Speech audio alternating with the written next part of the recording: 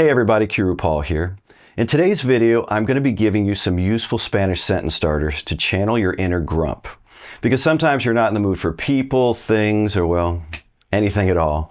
I'll be calling this lesson Curmudgeon Spanish. I'm going to be showing you 8 great sentence starters that are actually little formulas that you can pop different vocabulary into to say all kinds of different things. Here's our first one. No me hagas plus infinitive. And remember, an infinitive is an unconjugated verb. And this means don't make me and whatever verb you plugged in. This expression is perfect for when someone's pushing your buttons or you want to draw a line. It's direct and very easy to use. Let's say you're talking to your significant other and he or she wants you to go to a party and you don't want to go to that party. Say something like, don't make me go to the party.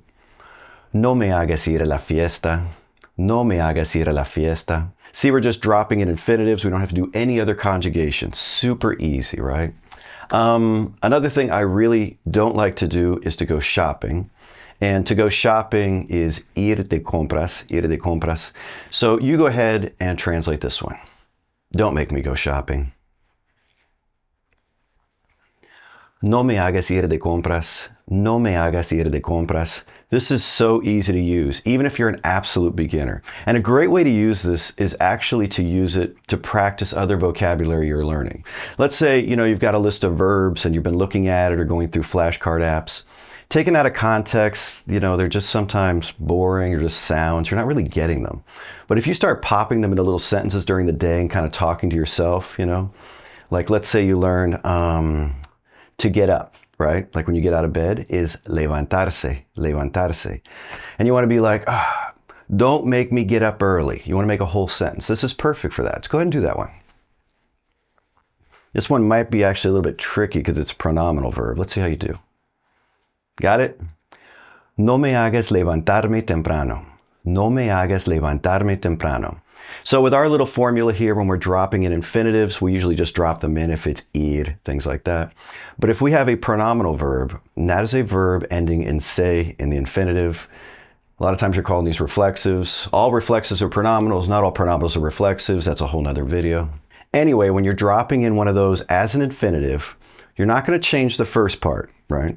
But that last part, the se part, might change. Okay, that's called the reflexive pronoun, and that has to agree with whomever you're talking about, whoever's controlling that. And in this particular formula, it's always going to be me. So don't make me get up early is no me hagas levantarme temprano. Now, anytime I bring up the verb levantarse for to get up, somebody's like, I thought wake up was despertarse, Paul. That is, because you can wake up and not get up, right? You can just lay in bed and then get up later. So despertarse is another one. So let's use that. Don't make me wake up early. Go ahead and do that one. No me hagas despertarme temprano. No me hagas despertarme temprano. Did you get that? We had to pay attention to the reflexive pronoun. And since we're on this whole getting up and waking up kick, let's go ahead and throw in going to bed because that is also pronominal. Acostarse. You can do that one. Don't make me go to bed early. No me hagas acostarme temprano. See, it's just a pattern. Now, I bet as we're going through these, you weren't even thinking about no me hagas. It's just coming out, right? You're trying to think what comes next, what comes next. That's why sentence starters are great. They take the thought out of it. Let's go on to our next sentence starter. Ya basta de. And with this one, we can plug in an infinitive, like we saw before, or a noun. And this means enough of whatever. You're going to use this one when you've absolutely had it with someone or something. This phrase is going to be your go-to. In fact, you don't even have to use the de and plug anything else in. This is good just by itself. Ya basta, ya basta. Somebody keeps talking and annoying you and you're just like, ya basta. My voice might sound a little odd today. I'm just getting over a cold and my voice is still cracking a little bit. I apologize for that. So let's take a look at this with nouns. A very useful one is, like saying, cut the crap, enough of the stupidity. A couple ways to say this. Ya basta de estupideces. Ya basta de estupideces. That one's a little long, might be a little hard for some folks. Another one is, ya basta de tonterías. Ya basta de tonterías. This one works really well. You can plug it into your Spanish. Let's say somebody's over here, giving you a hard time or lying or something. You can just be like, ya basta de tonterías. Ya basta de tonterías. Like, cut the crap, Or maybe you want to say, enough of your lies. Ya basta de tus mentiras. Ya basta de tus mentiras. So it's ya basta, dropping it in. It's like saying enough of whatever. Now we can use this with verbs also. They're going to be in the infinitive. We're just going to drop them in after de. And if we want to say something like enough of you arriving late every day or enough of arriving late every day, ya basta de llegar tarde todos los días. Okay? Now, we're not really saying you in there. It could really apply to anyone. It's more like just saying enough of arriving late every day. That brings us to number 3 on our list, and this one's going to be a little bit trickier with the verbs. And this one is, es mucho pedir. Is it a lot to ask? But it's more like English, is it too much to ask? So we can use nouns for this, or we can use verbs, but we're going to be using those verbs in the subjunctive mood. This phrase is great for passive-aggressive moments when you're pointing out something obvious. Let's play with it with nouns first, all right? Es mucho pedir plus noun. Is it too much to ask for a little respect? Es mucho pedir un poco de respeto. Now take a look at that. Some folks might have been like, I would have expected like pedir por, to ask for something, Paul. No. Pedir by itself means to ask for. That verb means all of that. Go ahead and try this one. Is it too much to ask for silence? Es mucho pedir silencio. Es mucho pedir silencio. And I think it's all in the delivery too. Your face, your voice.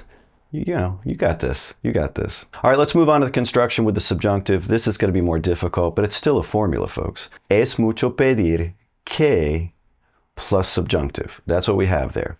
Now, if you don't know what the subjunctive is, just think of it as a different set of conjugations that are triggered by certain grammatical constructions. That is a very easy way to say it. And we call these little grammatical constructions subjunctive triggers, and once you know them, you know when to use the subjunctive. Like here. Is it too much to ask that you arrive on time? Es mucho pedir que llegues a tiempo. Es mucho pedir que llegues a tiempo. So we have our formula there, right? Es mucho pedir que. And then in the next clause that's attached, our verb has to be in the subjunctive. If you don't know what the subjunctive is, take a look at that verb. The original infinitive is going to be llegar, to arrive. Normally, if I said you arrive in the indicative plain old present tense, it would be llegas, llegas, as. But here it's llegues, es. And the spelling changed a little bit. That's the subjunctive. Just think of it as another set of conjugations. If you want to learn more about the subjunctive, I do have a subjunctive triggers playlist on the main channel. I also have a ton of material on it over in my paid learning group, the Qroo Spanish Crew. You'll find a link to that in the description section of this video. Love to see you there. For those of you who do know how to conjugate into the subjunctive, you want to try one of these? Sure, why not, right? How about this one? Is it too much to ask that you set the table?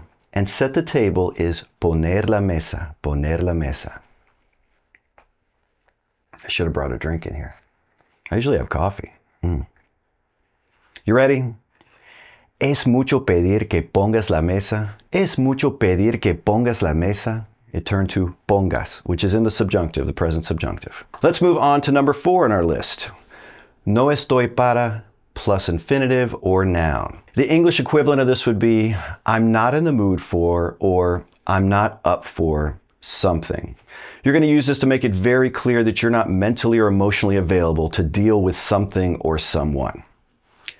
I'm not in the mood for jokes. No estoy para bromas. No estoy para bromas. And that's a very popular expression with this. I'm not in the mood for excuses. No estoy para excusas. No estoy para excusas. It's pretty easy to use, right? Now, when you're not in the mood for anyone, you don't want to deal with anyone, there is a popular expression with this, no estoy para nadie. No estoy para nadie. And you could even throw in today, hoy no estoy para nadie. I don't want to see or talk to anyone. I'm not in the mood to deal with anyone. I like this one. No estoy para nadie. So those were examples with nouns. You can use this one with verbs also, and we don't have to conjugate them into the subjunctive or anything difficult. We're back to just popping in infinitives right after para. I'm not in the mood to deal with this. No estoy para lidiar con esto. And that's another useful verb for your word list there. Lidiar means to deal with.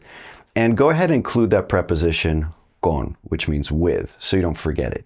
Lidiar con is to deal with something, someone. It's pretty useful. And while we're talking about how to express not being in the mood for something, another very useful expression is this one. No tengo ganas de. Which literally means like I don't have desire to do something, but we want to resist the temptation to try to literally translate into our English and make it fit. Unless it helps you remember, then it's okay. What we're really doing is interpreting. So, no tengo ganas de. The equivalent of this in English would be like, not to feel like it, you know? Not to have a desire to do something today. I don't feel like getting up. You go ahead and do this one, because we've talked about this, right? I don't feel like getting up. No tengo ganas de levantarme. Did you get the me on the end? Did you? No tengo ganas de levantarme. If you did, you're paying attention. I like it. I don't feel like working. No tengo ganas de trabajar. I don't feel like eating. No tengo ganas de comer. You could do these all day. Just make up your own sentences. Number 6 on our list is just a phrase that you're going to just plug in. We're not going to be adding a bunch of nouns or verbs. You don't have to. And it's just, déjame en paz, leave me alone. Déjame en paz. And you could add it to other things, you know. Déjame en paz, no estoy para nadie. Leave me alone, I'm not in the mood for dealing with anybody today, right? That one was short and sweet. Let's move on to number 7. And we have deja de plus infinitive. And that's in the informal. If you want to make it formal, it would be deje de with an E there. But I'm going to stick with the informal here. And this is going to mean stop doing whatever infinitive I pop in there. Stop talking. Deja de hablar. Deja de hablar. This one's easy, right? Just pop in infinitives.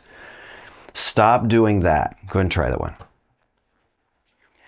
Deja de hacer eso.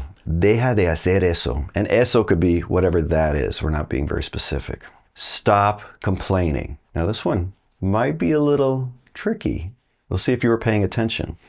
The verb we're using is quejarse. Quejarse. Stop complaining. I'm telling the person. Deja de quejarte. Deja de quejarte. It changed to te, right? Were you thinking may? No. It has to agree with whoever we're talking about, whoever, you know, that verb is controlled by, really. And I'm telling you to stop complaining. So the reflexing pronoun is going to be te. Deja de quejarte. On to number 8, which is our last one. No tengo tiempo para. I don't have time for. And we're going to be using this with nouns and infinitives. I don't have time for this. No tengo tiempo para esto. No tengo tiempo para esto. I don't have time to go to the store. You do that one. I don't have time to go to the store. Got it? No tengo tiempo para ir a la tienda. No tengo tiempo para ir a la tienda. Now this is the last one you'll be translating today, so we want to end strong, right? I don't have time to deal with this. I don't have time to deal with this. Remember, I taught you this verb earlier. You ready? No tengo tiempo para lidiar con esto. No tengo tiempo para lidiar con esto. Did you get it? If you got it, big pat on the back. That's a strong way to end there, all right?